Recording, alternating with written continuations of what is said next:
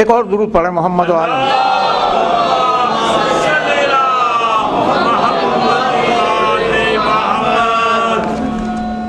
بارے دیگر صلوات۔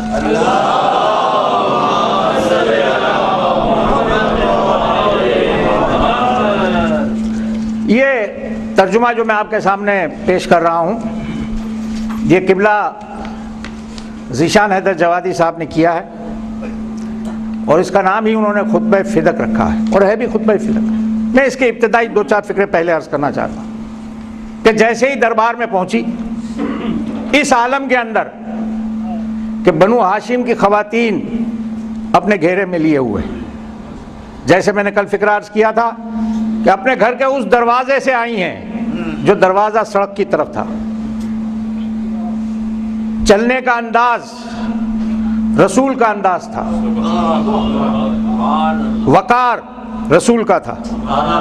دربار میں آئی اور جب خطبہ دینا شروع کیا ہے تو مورخ کہتا ہے کہ ایسا معلوم ہو رہا تھا اللہ کا رسول بول رہا ہے، لہجہ رسول کا تھا، صرف گفتار نہیں لہجہ بھی رسول کا تھا۔ سبحان اللہ۔ کہا بسم اللہ الرحمن الرحیم، شروع کرتی ہوں اللہ کے نام سے جو رحمان و رحیم ہے۔ اس کے بعد فرماتی ہے ساری تعریف ہے اللہ کے لیے اس کے انعام پر، ساری تعریف ہے اللہ کے لیے اس کے ایمان پر، اور اس کا شکر ہے اس کے الہام پر۔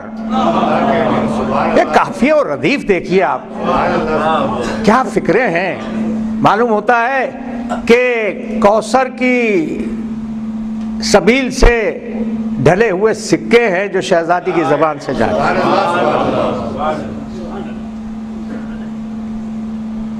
یہ اس خاندان کا طرح امتیاز ہے کہ اگر عربی متن پڑھا جائے تو اس میں بھی ایک لطف آتا ہے، خطابت کا لطف آتا ہے، ادب کا لطف آتا ہے۔ بھائی درود پڑھ دیں محمد و آل محمد پر۔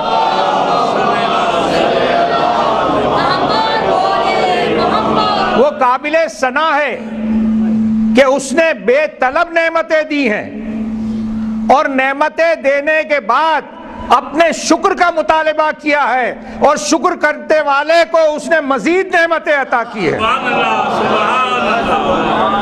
سبحان اللہ۔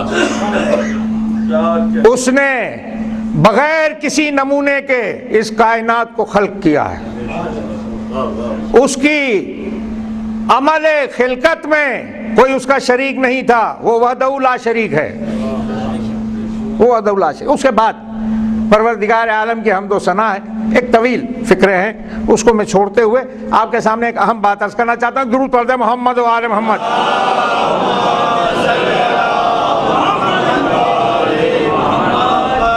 جیسے میں نے کل آپ کے سامنے عرض کیا تھا کہ خطبے کے درمیان کوئی اگر اور بیٹی ہوتی یا کوئی اور ہوتا تو کھڑا ہو جاتا، غور فرما رہے ہیں۔ تو بس یہی فکرے ہے جو میں نے جس کا میں نے ترجمہ آپ کے سامنے باتیں عرض کی تھی۔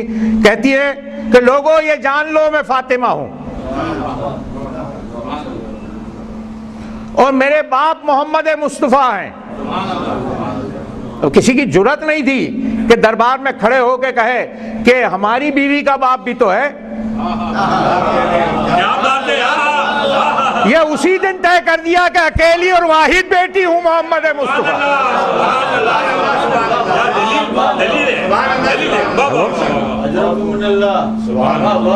یہی اول و آخر کہتی ہوں، پہلے بھی یہی کہہ رہی تھی، آج بھی یہی کہہ رہی ہوں، میں اکیلی بیٹی ہوں، اور غلط نہیں کہہ رہی اور نہ بے ربط گفتگو کر رہی ہوں۔ وہ تمہارے پاس رسول بن کر آئے، ان پر تمہاری زحمت شاق تھی، تمہاری بھلائی کے خواہاں تھے، صاحبان ایمان کے لیے رحیم و مہربان تھے۔ اگر تم انہیں اور ان کی نسبت کو دیکھو، توجہ کیجئے گا اس فکرے پہ میری شہزادی کے، اگر تم انہیں اور ان کی نسبت کو دیکھو تو تمام عورتوں میں صرف میرا باپ، تمام عورتوں میں صرف میرا باپ اور تمام مردوں میں میرے شوہر کا ابن عم تھا میرا باپ. یہ فیصلہ کن فکرہ ہے میری شہزادی کا. اور اس کے بعد ساری تفسیرات ہے کہ تم اپنے باپ کے وارث بن سکتے ہو, کیا میں نہیں بن سکتی؟ تمہارے بعد تمہارا ورثہ تمہاری اولاد کو مل سکتا ہے, اور کیا مجھے میرے باپ کا ورثہ نہیں مل سکتا؟ یہ سارے فکریں موجود ہیں. ایک درود پڑھتے ہیں محمد و آل محمد پر.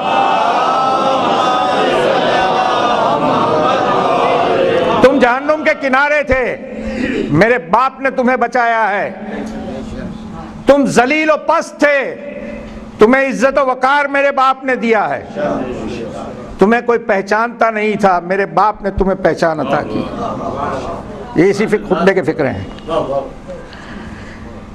اب اس کے بعد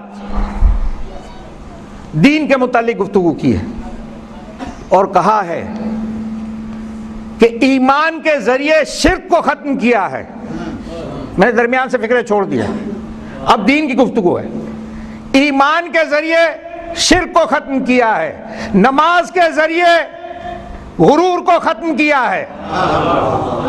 یہ فکر شہزادی ہی ادا کر سکتے. ایک درود پڑھتے ہیں محمد و آل محمد.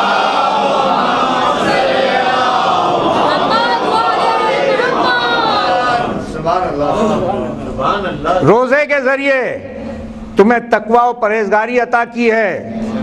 زکوٰۃ کا حکم اس لیے دیا کہ تمہاری روزی میں اضافہ ہو جائے. صلہ رحم اس لیے قرار دیا کہ تمہاری عمروں میں اضافہ ہو جائے. یہ شہزادی اغراض و مقاصد شریعت بتلا رہی ہے. ایک درود پڑھ دیں محمد و آل محمد.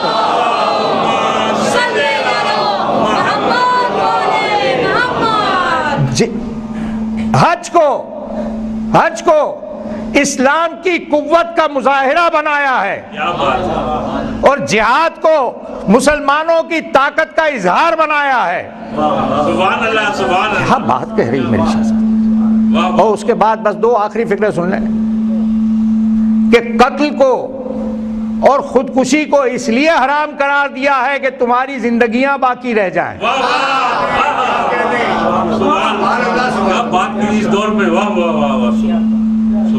اس کے بعد دو فکریں اور سن لیجیے. درود پڑھ دیں محمد و آل محمد پر.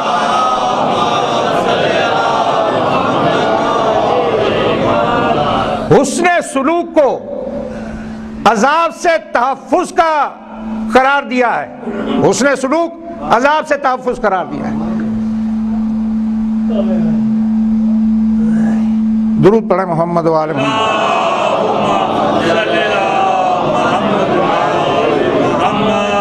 ناپ تول کو معاشرے کے اندر فساد سے بچانے کا ذریعہ بنایا ہے. شراب خوری کو اس لیے حرام کیا ہے تاکہ تم رزق سے بچے رہو. اور اس کے بعد دو فکریں اپنے لیے گزارش کیے ہیں میری شہزادی نے. ایک درود پڑھ دیں محمد و آل محمد پر.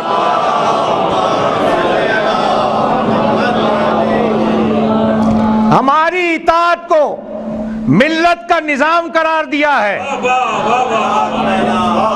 ہماری اطاعت کو ملت کا نظام قرار دیا ہے اور ہماری امامت کو تفرقے سے بچانے کا ذریعہ بنایا ہے.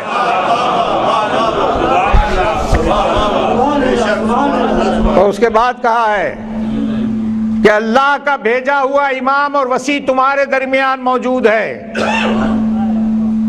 خدا کی کتاب اور امام ناطق موجود ہے. اسی لیے شاید میں نے فکرہ عرض کیا تھا کہ کسی نے کہا کہ صرف اگر مطالبہ باغ ہوتا تو دے دیا جاتا, مگر اگر مطالبہ تسلیم کر لیا جائے تو گفتگو علی کی امامت تک جاتی ہے. درود پڑھ دیں محمد و آل محمد.